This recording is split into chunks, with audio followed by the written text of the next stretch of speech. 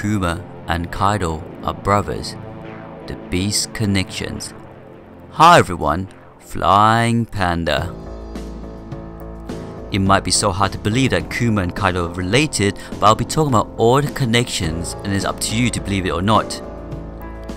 Kaido is indeed based off the Oni and the Peach Boy story that I mentioned in my old theory, but these new connections takes your mind off that story for a bit. Bartholomew Kuma is a Shishibukai, formerly a revolutionary with a bounty of 296 million berry. He was once feared as an extremely vicious pirate, earning himself the title Tyrant Kuma. He's an enormous man. He's the tallest remaining Shishibukai, and he is usually seen carrying a Bible. Kuma means bear in Japanese, which represents the animal character theme. Now, bear and religion is the area I'll be focusing on the next point. After researching about the name Kaido, I found many interesting facts, and one particular was an island in Japan called Hokkaido. Hokkaido. Hokkaido is most famous for the image of bears hunting for fish. They sell these objects everywhere. So this is the first connection with Kaido and a bear theme in One Piece, but would this be shown in One Piece? In One Piece chapter 764 shows a cover with the Straw Hats hunting for fish with a group of bears, just like the objects. In the bottom of the page, instead of beware of the bears, it says beware of the pirates. If translating this warning, it says beware of the bears. If we look at the island name again, Hokkaido, we can see the Kaido part, but what about the Hok part? Well, Hok in Japanese means north, which relates to the fact that the island is in the northern part of Japan. Can we relate this to One Piece? Somehow? Maybe Kaido is originally from North Blue. Doflamingo became infamous and it all started in North Blue, and his biggest client was Kaido. There was also a scene with Corazon that Doflamingo works with a lot of clients in the dark part of North Blue, which may include selling smiles in that sea. So those were the connections with the bear theme between Kuma and Kaido.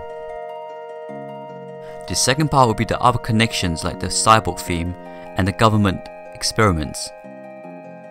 Kuma is a cyborg modified by Vegapunk. He is however very different from the other cyborgs and displays strength and agility that are on a different scale.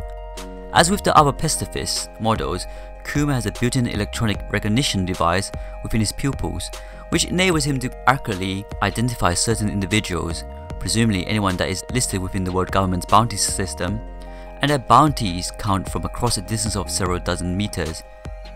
Now, I'm not saying Kaido is a cyborg, but we have seen one of his crew members, Iron Boy Scotch, who is a cyborg with modified parts. His shoulders and head are covered in metal plating, and his face is completely white and also appears to be made out of metal. He has a triple barrel gun in place of his right hand. He wears a large maroon winter jacket with grey patrons on it with the shoulders with the numbers 18 on each of them. It was mentioned that Kaido has been caught and tortured 18 times, and people as powerful as the Marines and other Yonkos have attempted to execute him 40 times, only to fail, as Kaido survived every single attempt because every single execution weapon broke when used on him. Just like Kuma, Kaido may have a unique body which can be experimented on. Now, the final connection is the religion theme. Kuma always carries a Bible with him. The Bible is a collection of sacred texts or scriptures that Jews and Christians consider to be a product of divine inspiration and a record of the relationship between God and humans.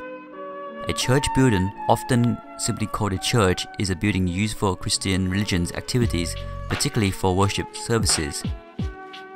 Now, another definition of the word Kaido can mean church, chapel, synagogue in Japanese. Could this be a hint?